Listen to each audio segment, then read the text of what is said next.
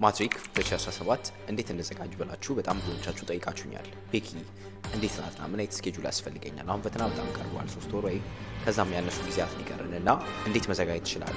እስካሁን ያጠናሁት ነገር አለ ግን ሁሉንም ሰብስቤ ለፈተና እንዴት መዘጋጀት ይችላለሁ ብላችሁ በጣም ብዙዎቻችሁ የጠይቃችሁኝ ጥያቄ ነው። በዚህ ቪዲዮ ላይ በጣም ቁልፍ የሆነው ነገር ዛሬ እሱን እንመለሳለን ማለት ነው።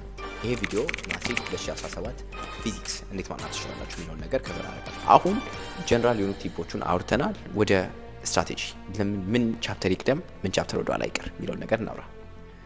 በቅርብ ጊዜ እስካለኝ ኢንፎርሜሽን ድረስ ማትሪክ 9ኛ ክፍል ከድሮ መጽሐፍ ሲሆን 10 እና 11 ግን ከአዲሱም ከድሮ መጽሐፍ ሁለቱም ላይ የሚገኙ ተመሳሳይነት ያላቸው ቻፕተሮች ላይ ፎከስ ያደርጋል ማለት ነው።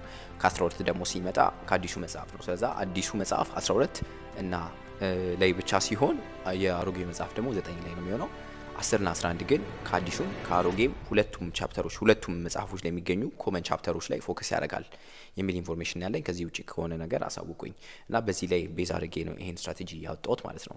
ሶ ፎከሳችሁ ወደ ምን መምጣት አለበት?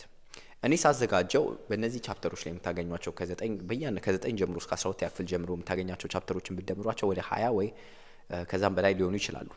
እና እነዚህ ቻፕተሮች ግን እኔ ወደ 4 ሜን ቻፕተሮች ከፍያቸዋለሁ። ስለዚህ አሁን መጀመሪያ ያደረግነው ነገር ሰብስበን ጨምድደን ወደ 4 ሜን ትላልቅ ቻፕተሮች መቀየር ነው ማለት ነው። ሶ ስንዘጋጅ እንዲቀለን እያንዳንዱን ቻፕተር እንዳናጠና ማለት ነው። ስለዚህ እንዴት ወደ 4 ሜን ቻፕተሮች መቀየር እንችላለን? የመጀመሪያው ቻፕተርስ ምንድን ነው?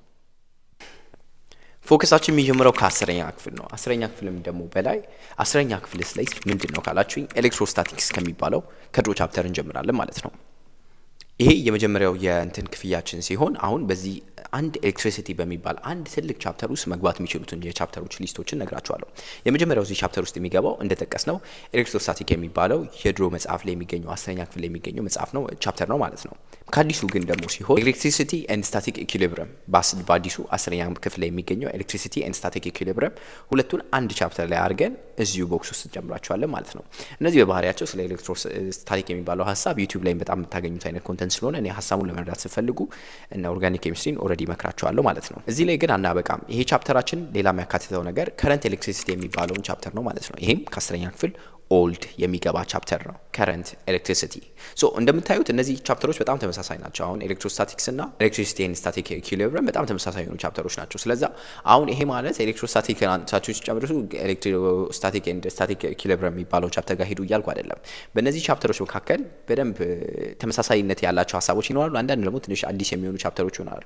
ትንሽ ሀሳቦች ሊኖሩ ይችላሉ። ስለዛ እያወዳደራችሁ ኮመን የሆነውን ፓርት ትመርጡና የትኛው መጽሐፍ እንደሚመቻችሁ ራሳችሁ ምረጡ። ከዛ ዩቲዩብ ቪዲዮንም ሪኮመንድ አደርጋለሁ ለሀሳብ ደረጃ እና ለጥያቄ ብቻ ግን እነዚህን መጽሐፎች አንድ ላይ ማመሳከር ትችላላችሁ ማለት ነው። ኤሌክትሮስታቲክ አሁን ለምሳሌ መጨረሻ ላይ የሚገኙትን ጥያቄዎች መስራት፣ ከዛ ኤሌክትሮስታቲክ ኤሌክትሪሲቲ ኤንድ ስታቲክ ኢኩሊብሪየም የሚባለው ደግሞ በአዲሱ መጽሐፍ ላይ የሚገኙትን ጥያቄዎች ደግሞ ለመስራት መሞከር ማለት ነው።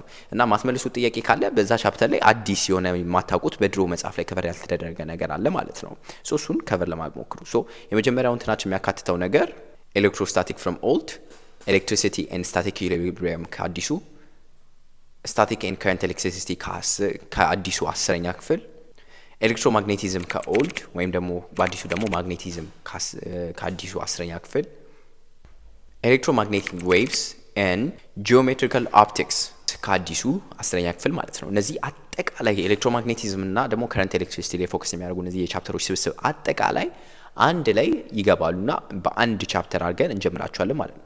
ይሄ ታዲያ ከ10ኛ ክፍል ብቻ ነው። እነዚህ አንድ አይነት ሀሳቦች እንደገና 12ኛ ክፍል ጋር እናገኛቸዋለን። ሶ ስቲል እነዚህ ሀሳቦች ትንሽ ጨምረው እና ትንሽ አዳዲስ ኢንፎርሜሽን ጨምረው እና ትንሽ ኮምፕሌክሲቲያቸውን ጨምረው ተመሳሳይ ሀሳቦች እንደገና በአዲሱ በ12ኛ ክፍል መጽሐፍ ላይ እናገኘዋለን። ይሄ ደግሞ ኤሌክትሮማግኔቲዝም በሚባል ቻፕተር እና ቤዚክስ ኦፍ ኤሌክትሮኒክስ በሚባል ቻፕተር ከቨር ይደረጋል ማለት ነው። ስለዛ በፎከሳችን በመጀመሪያነት የምንሰጠው ለኤሌክትሮማግኔቲዝም ለማግኔቲዝም እና ደግሞ ለኤሌክትሮኒክስ በኤሌክትሮኒክስ ኤሌክትሪሲቲ የመሳሰሉትን ስለ ከረንት፣ ስለ ሬዚስተንስ፣ ስለ ማግኔቲዝም፣ ስለ እያንዳንዱ እነዚህ ጥያቄዎችን አጠቃላይ በኮሌጅም እንደውም አንድ ላይ ነው የሚሰጡት። እነዚህን ሀሳቦችን አጠቃላይ አጠራቅመን አንድ ቻፕተር እንፈጥራለን ማለት ነው። ሶ እነዚህ ሀሳቦች እንዳለ በጣም ብዙ መጽሐፍ ላይ በጣም ብዙ ሊሆኑባቸው ይችላሉ። ኢቭን 100 ወይ 200 ፔጅ ሊገቡ ይችላሉ ስታጠራቅሟቸው ከብዙ ቻፕተሮች ላይ። ግን በሪያሊቲው ግን እውነት እነዚህን ሀሳብን ለመረዳት የሚፈጀው በዩቲዩብ ደረጃ ብታዩት ሜቢ 4 ሰዓት ወይ 5 ሰዓት የሚፈጁ ዩቲዩብ ቪዲዮዎች ሊኖሩ ይችላሉ። እያንዳንዳቸውን ዲፕ ገብታችሁ ስትማሩ ማለት ነው።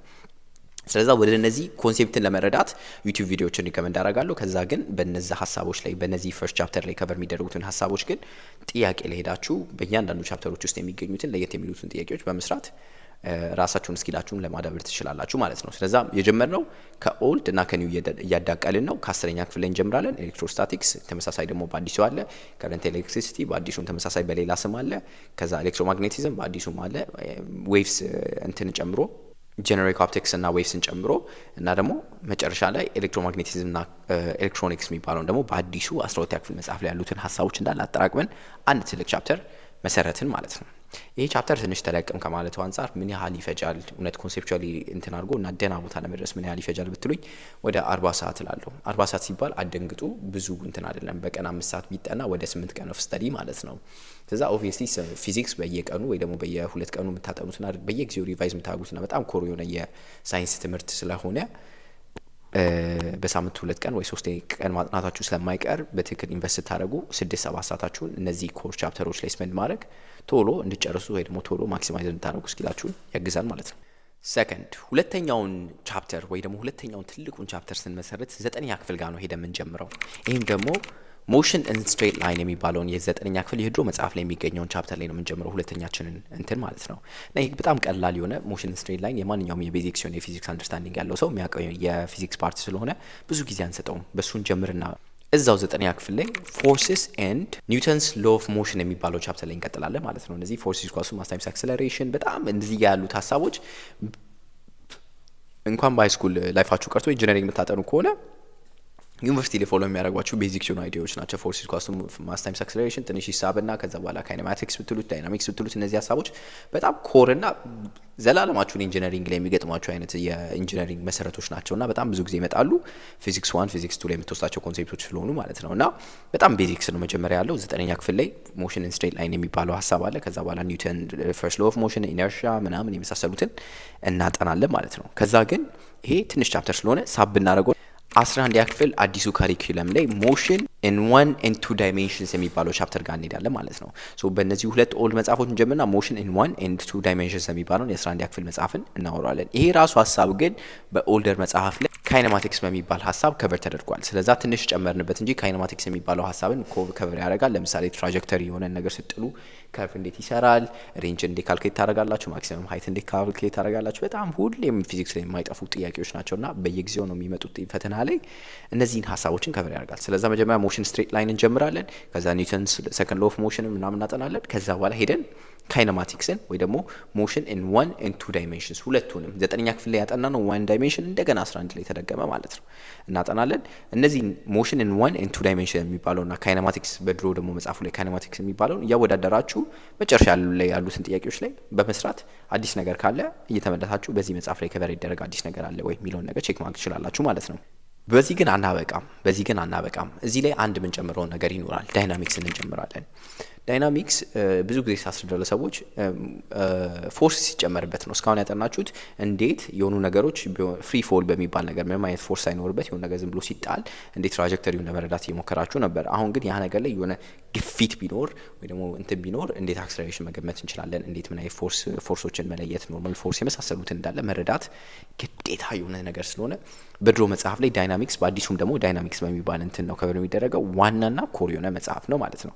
ሶ በአዲሱ ቻፕተራችን ሁለተኛው ትልቁ ቻፕተራችን ሞሽን እና እንትን ከግሬድ 9 ይጀምራል። በሲምፕል ሞሽን ላይክ ሞሽን ኢን ስትሬት ላይን ከዛ ኒውተን ሎ ኦፍ ሞሽን ከቨር ያግና በአዲሱ መጽሐፍ ደግሞ ሞሽን ኢን 1 ዳይሜንሽን ኤንድ 2 ዳይሜንሽንስ ወይ ደግሞ በድሮ መጽሐፍ ካይኔማቲክስ የሚባለውን ሀሳብ ሶስተኝነት አድርገን በአራተኝነት ደግሞ ዳይናሚክስን እናካትታለን ማለት ነው። በድሮ መጽሐፍ ላይ ወርክ ኤንድ ኤነርጂ ኢንክሉድድ የሆነ ነገር ነው። እኔም ብታካትቱ ትላለሁ ይሄ ነገር በአዲሱ መጽሐፍ ባይደገምም፣ ምክንያቱም ኤነርጂ ብዙ እንትን አይጨምርም እዚህ ሀሳብ ላይ።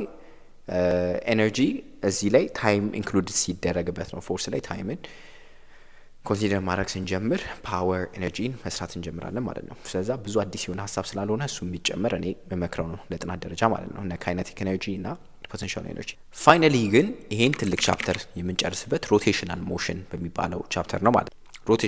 ሮቴሽናል ሞሽን በድሮም በአዲሱ መጽሐፍ ከቨር የሚደረግ ሀሳብ ሲሆን በድሮ መጽሐፍ ላይ ስፔሲፊክ የሆነ ቻፕተር ነበረው እና ሮቴሽናል ሞሽን በጣም አስፈላጊ የፊዚክስ አካል ነው። የሆኑ ነገሮች እንዴት ነው የሚሽከረከሩት፣ የአክሰለሬሽኖች አይነት ታንጀል ነው አይደል? ታንጀንሻል ያ አንጉላር አክሰለሬሽን እና አንጉላር ቬሎሲቲ የመሳሰሉት ነገር እንዴት ካልኩሌት እንደሚደረጉ የመሳሰሉት በጣም ትልቅ የእንትን ቻፕተሮች ናቸው። ስለዛ በፎከስ ደረጃ እኔ ፎከስ አድርጉ ምላችሁ እነ ካይኔማቲክስ፣ ዳይናሚክስ እና ሮቴሽናል ሞሽን ላይ ፎከስ አድርጉ። ትልቁና ቻፕተራቸው ሄቪ የሆኑ ቻፕተሮች ናቸው። እነዚህ በጣም ረጅም ጊዜ ጥናት ይፈልጋሉ። በጥናት ስትራቴጂ ደረጃ መመክራችሁ ለእነዚህም ኦርጋኒክ ኬሚስትሪ ወይ ካን አካዳሚ ለመግባት በጣም ቤዚክ በጣም ቆንጆ ጥያቄዎች ነው ያሉት እዛ ጋር በቃ አንድ በደንብ የሚያስረዱ ሰዎች ነው ያሉት። እነሱን ቪዲዮዎች በማየት ለመረዳት ሞክሩ እንጂ ኖቱ ማንበብ ለማንም አልመክርም። ከዛ በኋላ ስጨርሱ ግን ጥያቄ የመታቸው የማትሪክ ጥያቄዎችን በመስራት ፕራክቲስ ማድረግ ትችላላችሁ ማለት ነው። ይህም ትልቅ ሄቪ የሆነ ቻፕተር ነው። ወደ 40 ሰዓት ይፈጃል ብዬ አስባለሁ በኖቱንና ሀሳቡን በትክክል ለመረዳት። ከዛ ፕራክቲስ ጋር ሲመጣ ደግሞ ረጅም ጊዜ ይፈጃል። ያው 40 ሰዓቱን ጥያቄውን የሚያካትታል። እርግጥ ግን ስቲል ሳይንስ ትምህርት ላይ ስትዘጋጁ በቃኝ የለም the more you do the more you get better so ምንም ሳታቋርጡ ፕራክቲስ ማድረግ የሚፈልግ ሁለተኛው ትልቅ ቻፕተር ነው ማለት ነው። በሶስተኝነት ደረጃ የምንገልጸው ቻፕተር ስቲል ብዙ ከቨር ከሚደረጉት እስካሁን የነካዋቸው እንደነዚህ ትልቅ መሰረታዊ ስቲል ባይሆንም ስቲል ግን ከመጣ በተአምር ማትሰሩት የሆነ ኮንቬንሽናል ኖሌጅ ማይመልሰው በእርግጥም አጥንታችሁት ብቻ መለወጥ የምትችሉበት የፊዚክስ ቻፕተር ነው። ከየት እንጀምር የሚለውን ስለ ፍሉድ ስታቲስቲክስ ስለ ፍሉድ ሜካኒክስ የምናጠናበት የፊዚክስ ፓርት ነው ማለት ነው። ይህ የምንጀምረው ከድሮ መጽሐፍ ግሬድ 9 ፍሉድ ስታቲስቲክስ ከሚባለው ግሬድ 9 ፍሉድ ስታቲስቲክስ ከሚባለው ቻፕተር ላይ ነው የምንጀምረው። ይሄን በድሮ መጽሐፍ ፍሉድ ስታቲስቲክስ ቀላል የሆኑ ሀሳቦችን ነው መጀመሪያ የሚገልጽላችሁ። ግሬድ 9 ላይ ስትጀምሩት እነሱ ሀሳቦች ላይ ትጀምሩና እንስበውን ፍሉድ ሜካኒክስ ግሬድ 12 ፍሉድ ሜካኒክስ ግሬድ 12 ላይ ደግሞ እንመጣና ፍሉድ ሜካኒክስ እናጠናለን ማለት ነው። ሶ በጥናት ደረጃ ጥሩ ቤዝ ካላችሁ ፍሉድ ሜካኒክስ ላይ መጀመር የተሻለ ነው። ምክንያቱም ፍሉድ ስታቲስቲክስ ላይ ብዙ ከቨር የሚደረጉ ነገሮች እንዳለ ኦልሞስት ማለት ይቻላል ፍሉድ ሜካኒክስ ላይ ሜንቴን ይደረጋሉ። እነዚህ ኮርሶች እንደውም ፊዚክስ 2 ላይ የሚመጡ ኮርሶች ናቸው። ስለ እንዴት ፍሉድ በቮሊዩም ውስጥ እንደሚሄድ በጣም ብዙ አይነት ካልኩሌት የምታደርጉት ነገር አለና ኤሰንሻሊ በጣም ኢምፖርታንት የሆነ የፊዚክስ እንትን ነው። ሶ ፊዚክስ 2 ላይ ዩኒቨርሲቲ ውስጥ የምትወስዱት አይነት ኮርስ ስለሆነ ማለት ነው። ስለዛ ፍሉድ ስታቲስቲክስ በግሬድ 9 እንጀምራለን። ከዛ በኋላ ፍሉድ ሜካኒክስ ግሬድ 12 ላይ እንቀጥላለን። እዚህ ላይ ግን አንድ የምጨምረው ግሬድ 11 በተለይ ደግሞ የድሮ ኦልድ መጽሐፉ ላይ አንድ ትልቅ ቻፕተር ነበረ በልክ ማተር የሚባል ማለት ነው። ፕሮፐርቲስ ኦፍ በልክ ማተር የሚባል ነው። ኦልሞስት መጨረሻ አካባቢ ነው ዩኒት 8 ይመስለኛል የድሮ ግሬድ 11 መጽሐፍ ላይ የሚገኝ ነው እና እሱን ቻፕተር እዚህ ጋር ኢንክሉድ አድርጉ ትላለሁ። ምክንያቱም እዛ ጋር አዳዲስ ነገሮች ሊኖሩ ይችላሉ በሚል ጥርጣሬ ስለሚኖረኝ በአዲሱ ካሪኩለም ስላልተማርኩ ማለት ነው። ሶ እሱ እነዚህን ሶስት ቻፕተሮች አንድ ላይ እንሰበስባቸዋለን። ፍሉድ ስታቲስቲክስ ከግሬድ 9 ከዛ ፍሉድ ሜካኒክስ ከግሬድ 12 ከዛ ደግሞ በልክ ማተር ከግሬድ 11 ኦልድ ማለት ነው። ሶ እነዚህን ስትራክቸሮች ይዘን ሶስተኛውን ትልቁ ቻፕተር እናጠናለን ማለት ነው። ይሄ እንደ ቅድሙ እንደነበሩት ትልቅ ቻፕተር ባይሆንም 25 ሰዓት ይፈጃል ብዬ አስባለሁ በፕሪፓሬሽን ደረጃ። በመጨረሻነት በሁሉም ኦልሞስት አመት ላይ የሚደገም የፊዚክስ አካል አለ ቬክተር የሚባል ማለት ነው። ቬክተር በባህሪው ብዙ ከባድ አይደለም እውነት ለመናገር ብዙ ኤሰንሻሊ ሀሳቡ ትንሽ ፊዚክስ በጣም የታበቀ ነገር ስለሆነ ነው። በማትስ የሆነ ነገር ስትመልሱ መልሱ 20 ምናምን ተብሎ ሊጻፍ ይችላል። ግን በፊዚክስ ግን የሆነ ነገር 20 ፎርስ አፕላይ ያደረግ ካልኩ ቬክተር ነው ፎርስ። ስለዛ ወዴት ነው አፕላይ ያደረኩት? ወደ ኋላ ነው የሳብኩት? ወደፊት ነው አፕላይ ያደረኩት? የመሳሰሉት ነገሮች መጀመሪያ በሲምፕል ቬክተርን ስትማሩት ግሬድ 9 ላይ በጣም በቀላል ነገር ይጀምርና በኋላ ግን ትንሽ ኮምፕሊኬትድ መሆን ይጀምራል። አሁን ለማስታወስ የሞከርኩ ነው ግሬድ 12 ላይ የወሰድነው ከቬክተር ምን አይነት እንደነበረ።